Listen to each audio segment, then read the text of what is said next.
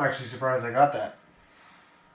What's going on, guys? Josh from SoccerReviewsForYou.com, bringing you my review plus on-feet video of the brand new Nike Phantom Venom Elite in the Black Luxe colorway, one of two launch colors for the Phantom Venom, which is the direct replacement for the Hypervenom Phantom 3. Power boots used to be the most popular style of football boot on the market. That's really what the Predator series from Adidas was built around, and the T90 line from Nike. Of course, Nike eventually replaced the T90s with Hypervenoms, and now the Hypervenoms are being replaced by the Phantom Venoms, and that's what's so exciting about this boot. Not only does it incorporate elements from the outgoing Hypervenom, it brings back certain elements that we haven't seen since the T90 Laser series in the form of a grippy striking element that they call the Precision Power element. We'll talk about it in more detail in today's video and basically go over what these things are all about. Is it really a Hypervenom T90 hybrid that they're calling a Phantom Venom, or does it have some mercurial influence that you might not expect as well?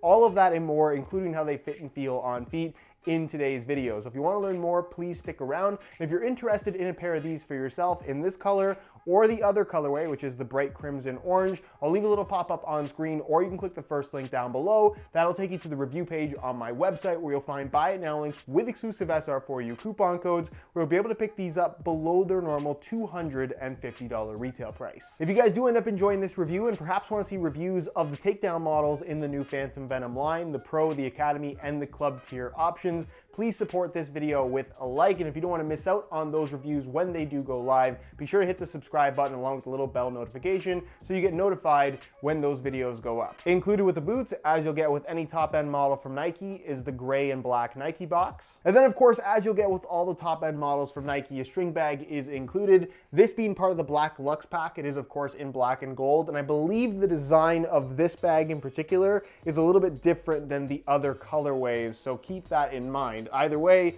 gold swoosh there on the front, and then the Phantom Venom branding there at the bottom, with Venom being fully spelled out, unlike the shortened form of Venom that you'll find on the logo here right on the top of the boots. Either way, it's a pretty decent string bag, and it gets a string bag score of 6.12 out of 10.93.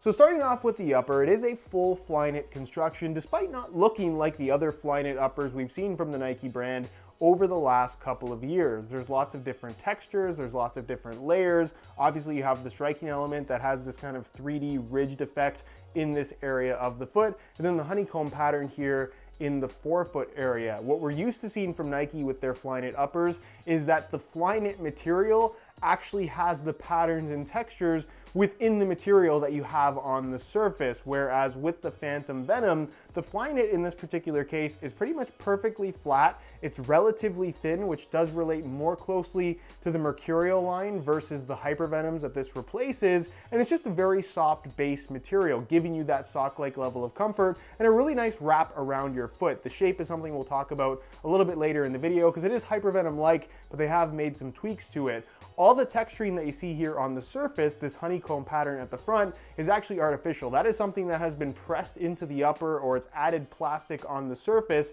that gives it this heavily textured feel, and it is something that is very noticeable to the touch and does add some significant grip on the ball versus anything else currently on offer from the Nike brand. It's not quite rubbery, but it does have that rubbery type of sensation to it. Same thing goes for the striking element right here. These aren't actually rubber on the surface. It's something that has been kind of pressed into the upper in the form of some kind of 3D raised texturing that just has the same kind of, I would describe it as a very soft silicone type feel across almost the entire upper. So it does have a more grippy sensation than what we're used to seeing, and certainly in comparison to what we had from the Hypervenoms that this replaces. If I had to compare the texturing and finish of the upper on the Phantom Venom, it's got that slightly soft silicone feel like we had on the original Phantom 1. And then of course, to go along with that slightly grippy texturing, you do get Nike's signature ACC, all conditions control technology, that you don't know is there unless they physically write ACC ACC on the boot, which is now in a new spot on the heel in much bigger font, so everyone knows you have ACC. So we know the upper provides a little bit of extra grip, but how's the touch? And the answer to that question is it's more like the current Mercurials, either the Vapor or Superfly, than it is the Hypervenom Phantom 3 that it replaces. And that's simply because this upper doesn't have any of that 3D texturing that we had on the Hypervenoms and just ends up being a lot thinner overall. In comparison to the Mercurials, I will say that this upper is a lot softer, so it doesn't necessarily have the same responsiveness or locked in feel as the Mercurials, even though the upper is reinforced by flywire. That's partially why the upper is a little bit less structured. So again, it's kind of a personal preference thing as to whether or not you'll prefer the feel of this over a pair of Mercurials. But for the sake of comfort, I think that this is definitely more comfortable, especially out of the box, because of the softer upper when compared to Mercurials, which brings us to the precision power striking element, which features 13 ridges that are specifically designed to be at certain heights, supposedly to act not only as a grip and precision element when striking the ball, but also as a corrective element, where Nike has basically said that if you strike the ball a little bit off, this element will help to keep the ball down rather than it going straight towards the moon. Ladies and gentlemen, I can confirm with 100% certainty that it is in fact possible to miss the net while wearing the Phantom Venoms. Trust me, that was thoroughly tested. Improved power and accuracy are claims that we often see when it comes to any kind of striking element on a pair of football boots, and those claims have been made here with this precision power element. But the idea of a striking element being able to correct your shot if you mishit the ball is something that I think is a bit of a stretch, and it's not something that you're gonna notice. So if you're anticipating buying the Phantom Venom and never missing the net again, you are gonna be disappointed very, very, very quickly. The striking element itself is not actually made of rubber fins. That's something that needs to be made very clear. So it's not a traditional striking element like we used to see on the Nike T90 line, and as we've seen from the Adidas Predator line as well. It has this kind of 3D effect to it where it will kind of compress as you strike the ball, but what's behind this element, and because it is just kind of texturing in the upper, it is not much in the way of extra padding. So it has this very pingy, thin sensation where it actually feels thinner in this area versus something like the Phantom 3, which had a similar type of, if you want to call it a striking element in this area of the foot with the memory foam inserts. This just feels thinner, more pingy, and you do get the extra grip because of this more significant texturing and the actual material that it's made out of. So I really do like the way that it feels, but it's not necessarily the classic striking element that I guess we're perhaps expecting, given that it does look so similar to what we've seen on the T90 line. That's not a bad thing, it's just something that's a little bit different than you perhaps might be anticipating. One of the more controversial design elements of the Phantom Venom, based on comments that I've seen, is this lace cover, which covers the bottom half of the lacing system, and because of this addition, Nike claims that the striking surface is 30% larger on the Phantom Venom than it was on the Hypervenom Phantom 3 that it replaces. Is that true?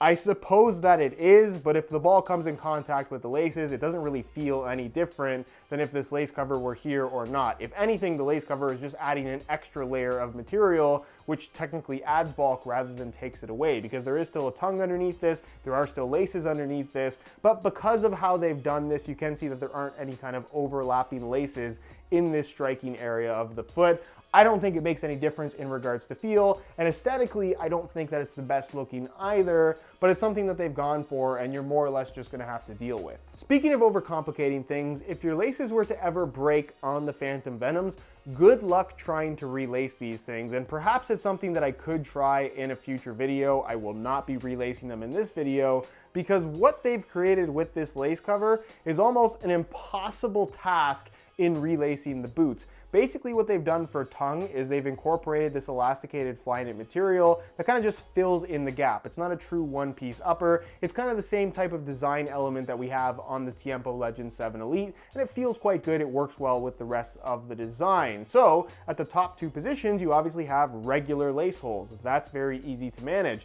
But as you go down, underneath the lace cover, what ends up happening is these flywire cables that run underneath the upper and then of course over top of the internal liner. The ends of those Flyknit cables kind of poke out and you have these little loops to string the laces through all the way up. The problem is you can't see that area, and there's almost no space underneath this lace cover and the tongue, so it's basically impossible to get in there. So again, relacing this boot would be a major pain. Another controversial design choice with the Phantom Venom is the fact that it's a low-cut construction, basically the same type of design that we saw on the Phantom 3 Elite Low, and there is no mid-cut variation available, at least as of right now. I personally think this was a good call by Nike, because a collar wouldn't really add anything to this design whatsoever. So what you end up with is a fairly traditional construction in the heel, an internal plastic heel counter, and then a really nice, heavily padded synthetic suede liner that just fits really nice and feels quite good. The insole is of course fully removable, and you can see that it does have the Nike grip branding, which Nike has been very unclear on because the liner on this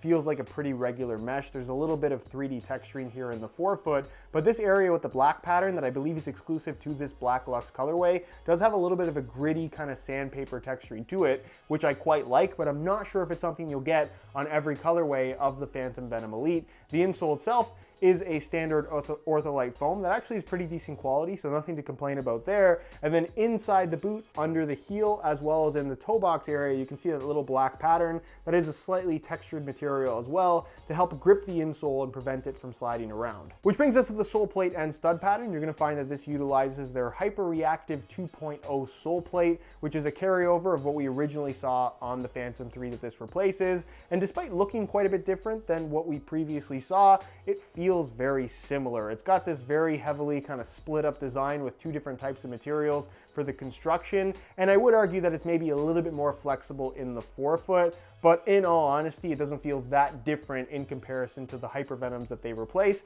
but still a nice sole plate with good flexibility, which I personally tend to prefer. As far as the stud pattern is concerned, that has been redesigned in comparison to the Hyper Venoms in that they have eliminated the more conical style studs. It's all chevron bladed studs now, and the traction that you get is noticeably more aggressive pretty much all the way through. It even has these very interesting kind of Nike GS1 style studs in the middle, which I quite like the look of. And the traction as a whole is very, very aggressive, close to the Mercurials, but not quite there. And then finally, when it comes to weight, in a size 9.5 US, the Phantom Venom Elite weighs in at about 7 ounces exactly, which when compared to the Hyper Venom Phantom 3 Low, is give or take pretty much the exact same thing. I have weighed Phantom 3s in a 9.5 US at about 6.8 ounces. So give or take 0.1, 0.2 ounces. These may weigh a little bit more, but the weight difference is not something that you're gonna notice on feet whatsoever. And as a whole, the boots actually feel really light. On feet, the Phantom Venom feels very simple. Sock-like, I think, is the best way to describe it in that the material is thin. It's a fly knit base,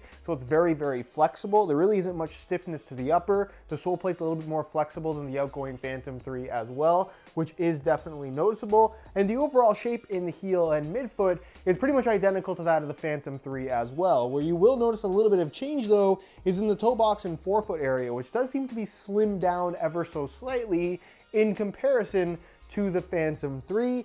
Dare I say it's trending towards what we had with the Vapor 11 and the Superfly 5 in regards to just being, I guess, more tapered in. It's not necessarily that tight, it's not super narrow, but it is noticeably different in comparison to the boots that these replace. And again, while they are kind of being marketed as power or precision boots, whatever you want to call them, they're a lot thinner and I guess more streamlined than I think you might expect. There is no bulkiness to the feel of this boot. As far as width is concerned, it has a nice snug fit, especially when you tie the laces tight. The Flywire cables definitely seem to do a good job of reinforcing this very soft upper to where they don't feel sloppy in any way at all. And I would say for the most part, as long as you don't have super wide feet, these probably will fit you quite comfortably. And then in regards to sizing, I'm wearing these in my usual size 9.5 US, and the fit and length is pretty much perfect. They fit slightly more snug than the Hyper Venoms, but for the most part, I would recommend going true to size in order to achieve the best possible fit. So in conclusion, I have to say that I'm really happy with what the Phantom Venom ended up being, but at the same time,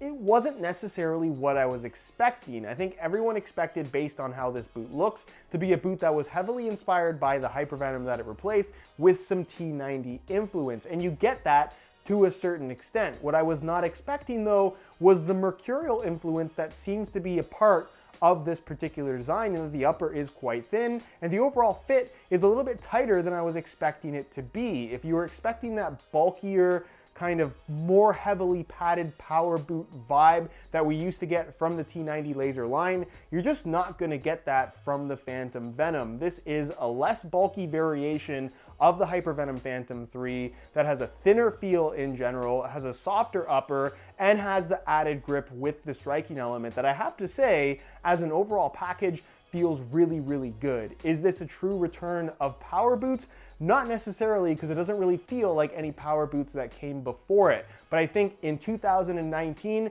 given what the football boot industry has trended towards, if power boots are going to exist, this is probably what it should feel like. Anyways, guys, that's it for my review. Hopefully you enjoyed the video. If you did, be sure to support it with a like. Again, if you're interested in a pair of Phantom Venoms for yourself, you can click the first link down below. That'll take you to the review page on my website, where you'll find buy it now links with exclusive SR4U coupon codes, where you'll be able to pick these up below their normal $250 retail price. If you have any questions for me at all regarding the Phantom Venom, leave them down below in the comments, and I'll do my best to get an answer out to you as soon as I possibly can. Subscribe if you haven't already for daily videos on all the latest and greatest soccer gear. You can find all my social media information linked down below in the description as well. And other than that, guys, thank you so much for watching, and we'll see you in the next one.